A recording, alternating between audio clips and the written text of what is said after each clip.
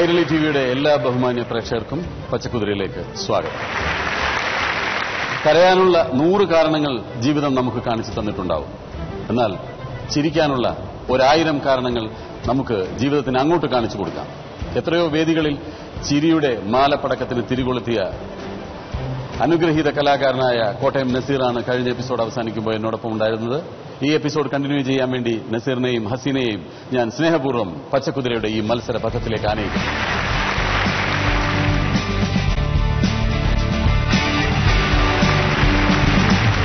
സമ്മാനങ്ങളൊക്കെ കിട്ടിക്കഴിഞ്ഞപ്പോൾ നല്ല ഹാപ്പിയായി അല്ലേ?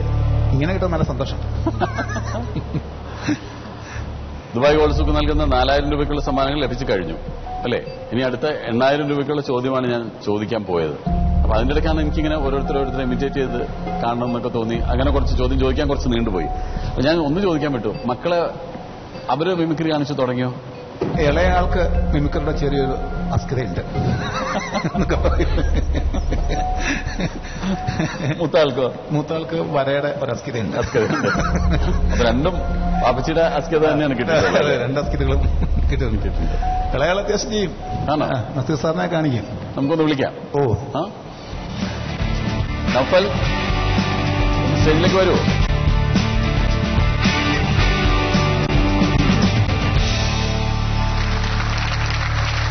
നൗഫൽ ഏത് ക്ലാസ്സിലായി?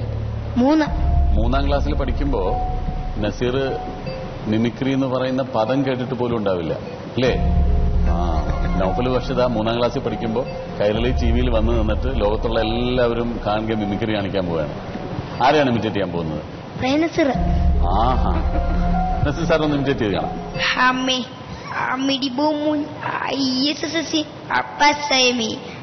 കണ്ണു തുറന്നു നോക്കാമേ.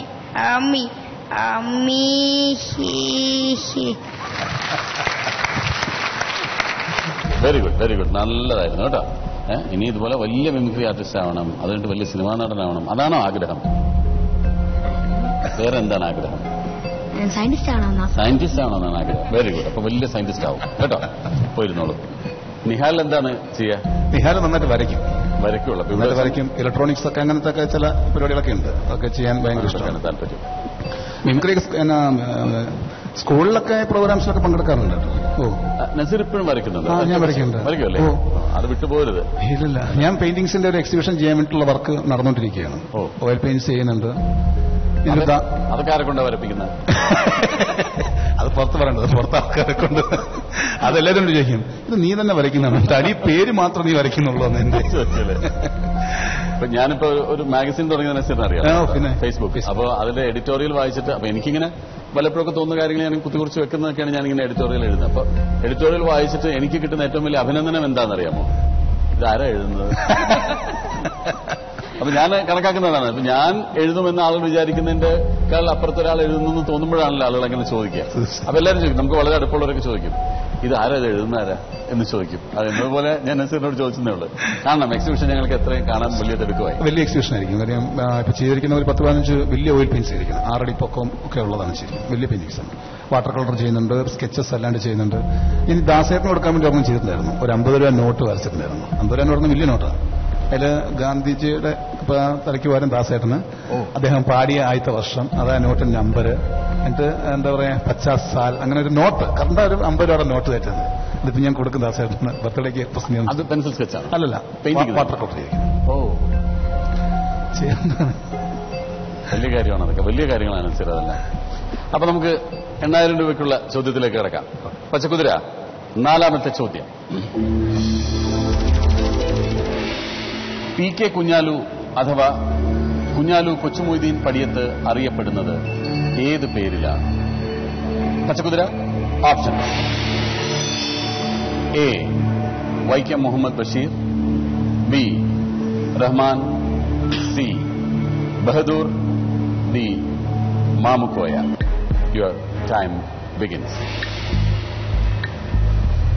തീർച്ചയായും നസീറിന് അറിയാൻ സാധിക്കുമെന്ന് എനിക്കറിയാം. പി കെ കുഞ്ഞാലു എന്നത് വളരെ പ്രശസ്തനായ ഒരു വ്യക്തിയുടെ പേരാണ്. അദ്ദേഹം പിന്നീട് അറിയപ്പെട്ടത് ഏത് പേരിലാണെന്നാണ് ചോദിക്കുന്നത്. ഇനിയും 13. സി ബഹദൂർ ഞങ്ങൾ കൺഫേം ചെയ്യുന്നു. ബഹദൂർക്കെ നേരിട്ട് കണ്ടിട്ടില്ലേ? പിന്നെ കണ്ടിട്ടുണ്ട്. കണ്ടിട്ടുണ്ട്. വൈക്കം മുഹമ്മദ് ബഷീർ അല്ല കുഞ്ഞാലു എന്ന അല്ല, ഒറിജിനൽ പേരുള്ള ആള്. അല്ല. റഹ്മാനും അല്ല. അല്ല. ഡി മാമുക്കോയ.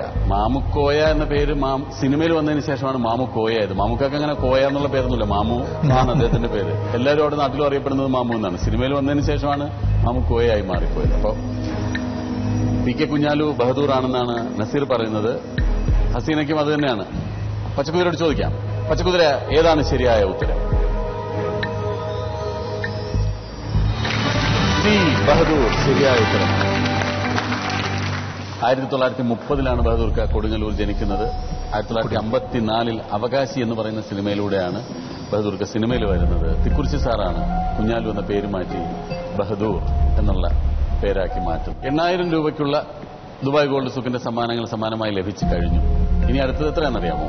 അടുത്തൊരു ചോദ്യത്തിന് ഉത്തരം പറഞ്ഞാൽ 16,000 രൂപയായിട്ട് വരികയാണ്. തെറ്റിയാലോ? 8000 രൂപ തന്നെ കിട്ടും. അത് പോവുമെന്നുള്ളതാ? ഇല്ല, അതവിടെ ഉണ്ട്. അങ്ങനെ വിചാരിക്കണ്ട. 8, 16, 16, 32 ആക്കാനും 32, 64 ആക്കാനും മാത്രം ചിന്തിച്ചാൽ മതി. അങ്ങനെ നമുക്ക് മുന്നോട്ട് പോകാം, അല്ലേ? ഈ സംവിധായകൻ സിദ്ദിഖിന്റെ വോയിസ് ഒന്ന് ഇമിറ്റേറ്റ് ചെയ്ത് കേൾക്കാം. സിദ്ദിഖ ഇപ്പൊ ജഡ്ജ്മെന്റിനൊക്കെ ഇരിക്കുമ്പോ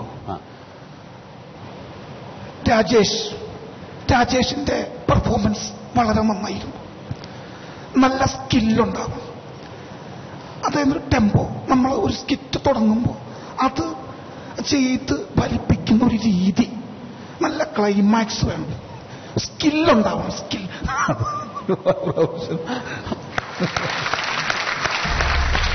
ഈ പണ്ട് ഷോ സിദ്ദിഖയും ലാലേട്ടനും കൂടെ ഗൾഫിൽ ഷോയ്ക്ക് വരുമ്പോൾ രണ്ടുപേരുടെ രസമാണ് കേൾക്കാൻ. അപ്പൊ കൂടുതൽ അനൗൺസ് ചെയ്യുമ്പോ മലയാള സിനിമയിൽ ഞങ്ങളുടെ ചിത്രങ്ങളിൽ ഏറ്റവും കൂടുതൽ നായകനായി അഭിനയിച്ച മുകേഷ് എന്ന് പറഞ്ഞൊരു വിളി. അപ്പൊ ഇപ്പറന്ന്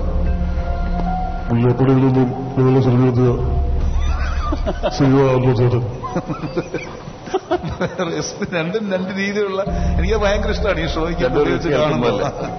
ഓക്കെ, അപ്പോ 16,000 രൂപയ്ക്കുള്ള അടുത്ത ചോദ്യത്തിലേക്ക് പോവാം. പച്ചക്കുതിര, അടുത്ത ചോദ്യം. ആദ്യമായി ലോക സുന്ദരിപ്പട്ടം നേടിയ ഇന്ത്യക്കാരി. പച്ചക്കുതിര, options: A Aishwarya Rai, B Reita Faria, C Diana Hayden, D Sushmita Sen. Your time begins now. ഇതിന്റെ ഉത്തരം, കൃത്യമായ ഉത്തരം പറയുന്നത് ചിലപ്പോൾ ഹസീനായിരിക്കും, അല്ലേ? ആദ്യമായി ലോക സുന്ദരിപ്പട്ടം കിട്ടിയത് ആർക്കാണ്? ഐശ്വര്യ റായ് ആണോ സുസ്മിത സെൻ? ഇനിയും 16 സെക്കൻഡുകളുണ്ട്. ഐശ്വര്യ റായ് ആണോ സുസ്മിത സെൻ? കറക്കി കുത്തി നോക്കുകയാണ്. കറക്കി കുത്തി നോക്കിക്കോളൂ. ഡയാന ഹൈഡൻ ആണോ? റീത ഫാരിയ ആണോ? B Reita Faria. കൺഫേം ചെയ്യാമോ? കൺഫേം ചെയ്യാം. ഞങ്ങൾ കൺഫേം ചെയ്യുന്നു. B Reita Faria. കൊല്ലത്തുള്ള ആളുകളൊക്കെ ഭാര്യ എന്ന് പറയില്ല, അല്ലേ? ഫാരിയ എന്ന് പറയും. ഭയങ്കര ഭർത്താവാണ്. ഭർത്താവ്. ഭൂമി. ഭിത്തിയിൽ പോസ്റ്റർ ഒട്ടിച്ചിരിക്കുന്നു ഇന്നലെ ഒരാൾ പറഞ്ഞു. അന്നുപോലെ അങ്ങനെ വല്ലതുമാണോ ഈ റീത ഫാരിയ? പക്ഷേ റീത ഫാരിയ നമ്മളെ രക്ഷിക്കോ ചതിക്കോ എന്നുള്ളതാണ് അറിയേണ്ടത്. കൺഫ്യൂഷൻ ഉള്ളതെന്ന് ഐശ്വര്യ റായ് സുസ്മിത സെൻ. പക്ഷേ ആദ്യമായി ലോകസുന്ദരിപ്പട്ടം കിട്ടിയതാണ് ചോദിച്ചിട്ടുള്ളത്. റീത ഫാരിയ ഞങ്ങൾ കൺഫേം ചെയ്തു. പച്ചക്കുതിര, ഏതാണ് ശരിയായ ഉത്തരം?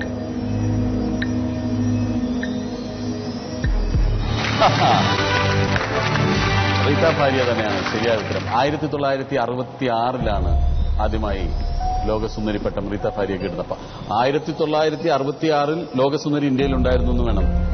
1951 ഈ മത്സരം തുടങ്ങിയത്.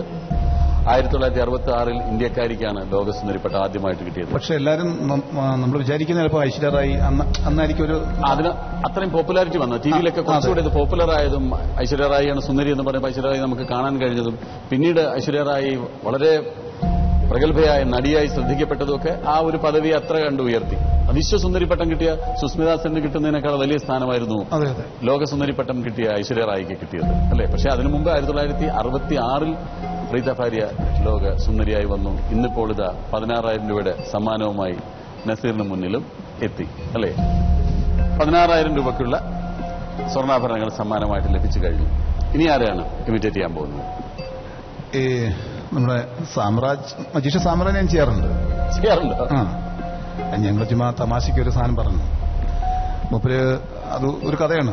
മറ്റേ ഗൾഫിൽ ഒരു എന്താ പറയുക പ്രോഗ്രാമിന് വേണ്ടി പോയി. ഇവിടെ ഷൂട്ടിംഗ് ഉണ്ടായിരുന്നു ഏതൊരു സിനിമയ്ക്ക്. അപ്പൊ ഈ താടി മീശ എടുത്തിട്ട് അതിൽ വില്ലനായിട്ട് അഭിനയിക്കുന്നു. അപ്പൊ അവിടെ പോകുമ്പോൾ തിരിച്ചറിയില്ലല്ലോ. അപ്പൊ ഒരു താടി എടുത്തു. ഇവിടെ അഭിനയിച്ചോണ്ടിരിക്കുന്നത് അങ്ങനെയാണ്. പക്ഷെ അവിടെ ആരും തിരിച്ചറിയത്തില്ലല്ലോ. അതുകൊണ്ട് ഒരു മീശ വെപ്പ് താടിയും മീശയും വെച്ചാ പോയത്. അപ്പൊ അവിടെ എത്തിയപ്പോ ഇതിങ്ങനെ പൊളിഞ്ഞിരുന്നപ്പോ അവരെ അറസ്റ്റ് ചെയ്തു. അപ്പൊ ഞങ്ങൾ ചോദിച്ചു എന്താ പറ്റിയെന്ന് ചോദിച്ചാൽ അവര് വിചാരിച്ചു ഞാനേതോ ആൾമാറാട്ടക്കാരനാണോ. അങ്ങനെ അവരെന്നെ അറസ്റ്റ് ചെയ്തു. അപ്പൊ ഞാൻ പറഞ്ഞു ചേട്ടന് പറഞ്ഞുകൂടായിരുന്നോ മജീഷനാന്ന്? ഞാൻ പറഞ്ഞു. അങ്ങനെ അവസാനം അവർ വിശ്വസിച്ചില്ല. അപ്പോൾ ഞാൻ ഒരു 10ന്റെ തെറംസ് എടുത്തിട്ട് 100ന്റെ തെറംസ് ആക്കി കൊടുത്തു. അപ്പൊ വിട്ടോ? ഇപ്പൊ 2 കേസാ. ഒന്ന് ആൾമാറാട്ടവും പിന്നെ കള്ളനോട്ടലും. പിന്നെന്താണ് വേറെ സമയം പറഞ്ഞത്? നമ്മുടെ ലാലേട്ടൻ ഈ മാജിക് കാണിക്കാൻ പോകുന്നു പറഞ്ഞപ്പോ സാമ്രാട്ടൻ മറ്റേ എന്താണ് മൊബൈൽ മോർച്ചറി ഓൺ ചെയ്ത് കിടന്നു. അപ്പൊ 10 മിനിറ്റ് കിടന്നു പറഞ്ഞു. 5 മിനിറ്റ് കിടക്കാൻ പാടില്ലെന്ന് വെച്ചപ്പം എന്നാ പിന്നെ അതിന് തന്നെ സ്ഥിരം വെക്കട്ടോ. മുപ്പരോട് ചെയ്ത് പറയാറുണ്ട് ഈ കോമഡി. അത് ഭയങ്കരമായിട്ട് എൻജോയ് ചെയ്യുന്നതാണ്. ഭയങ്കര ഇഷ്ടമാണ്. ഞങ്ങളിപ്പോൾ ഒരുമിച്ചൊരു ഷോയ്ക്ക് അമേരിക്കൻ ഷോയ്ക്ക് ഞങ്ങൾ ഒരുമിച്ചുണ്ടായിരുന്നു. 1 മാസം ഉണ്ടായിരുന്നു. വലിയ കാര്യമാണ്. അപ്പൊ ഞാൻ ആ താടിയൊക്കെ വെച്ചിട്ട് ഞങ്ങൾ ഒരുമിച്ച് ഡബിൾ റോളൊക്കെ ചെയ്ത് ഞാൻ വന്ന് ആദ്യം വന്നിട്ട് അതേപോലെ എനിക്ക് തൊപ്പിയൊക്കെ തന്നിട്ടുണ്ട്. മുപ്പരുടെ ഡ്രസ്സൊക്കെ സമ്രാടം തരും. ഞാൻ ഭയങ്കര ഇഷ്ടപ്പെടുന്ന ഒരു കലാകാരനാണ്. മാജിക് ഭയങ്കരമായിട്ട് ചെയ്തത്. അതേപോലെ മുതുകാടേട്ടൻ നമ്മുടെ വളരെ അടുത്താണ്. മുതുകാടേട്ടൻ ഇങ്ങനെ ചാനലിൽ വന്നിട്ട് ചില പ്രോഗ്രാംസിനൊക്കെ വിഷ്ണു മാജിക് എന്ന് പറയുന്നത് ഒരു പ്രത്യേക രീതിയിലുള്ള കലയാണ്. വിഷ്ണുവിന്റെ കയ്യിൽ നിന്നും അങ്കിൾ ഒരു 50 രൂപ എടുക്കുന്നു. വേണുചേട്ടന്റെ കയ്യിൽ നിന്നും അങ്കിൾ 100 രൂപ എടുക്കുന്നു. ഇതെന്ത് മനസ്സിലായി? അങ്കിളിന് പൊറോട്ടയും ഇറച്ചിക്കുമുള്ള പൈസ കിട്ടിയത് മനസ്സിലായി. ഇതാണ് മാജിക്. അപ്പൊ 16,000 രൂപയ്ക്കുള്ള സ്വർണ്ണാഭരണങ്ങൾ സമ്മാനമായിട്ട് ലഭിച്ചു കഴിഞ്ഞു. ഇനി അടുത്ത ചോദ്യത്തിന് ഉത്തരം പറഞ്ഞാൽ 32 അങ്ങനെ പോട്ടെ അല്ലേ? അങ്ങനെ പോട്ടെ. ഈ 32,000 രൂപ സമ്മാനമായി ലഭിക്കുന്ന ചോദ്യത്തിന്റെ ചെറിയൊരു പ്രശ്നമുണ്ട്. അതിന്റെ ഉത്തരം തെറ്റിപ്പോയാൽ ഈ 16,000 കിട്ടില്ല. അത് 8,000 പകുതിയായി പോകും. അപ്പൊ അതിന് ഞങ്ങൾ കിട്ടിയാൽ ഇരട്ടി പൊട്ടിയാൽ പാതി എന്നാണ് പറയുന്നത്. അപ്പൊ അതൊന്ന് സൂക്ഷിക്കണം. ഇതൊരു ഹേർഡിലാണ്. ഇത് കഴിഞ്ഞാൽ പിന്നെ കുറച്ചുകൂടെ കഴിഞ്ഞാലേ ഒരു ഹേർഡിൽ വരുള്ളൂ. അപ്പോ 16:32 ആവാനുള്ള പ്രാർത്ഥനയോടുകൂടി തന്നെ നമുക്ക് അടുത്ത ചോദ്യത്തിലേക്ക് പോകുന്നതിന് മുമ്പ് ഒരു വളരെ ചെറിയ ബ്രേക്ക് ആവശ്യമുണ്ട്. So we are going for a very short commercial break.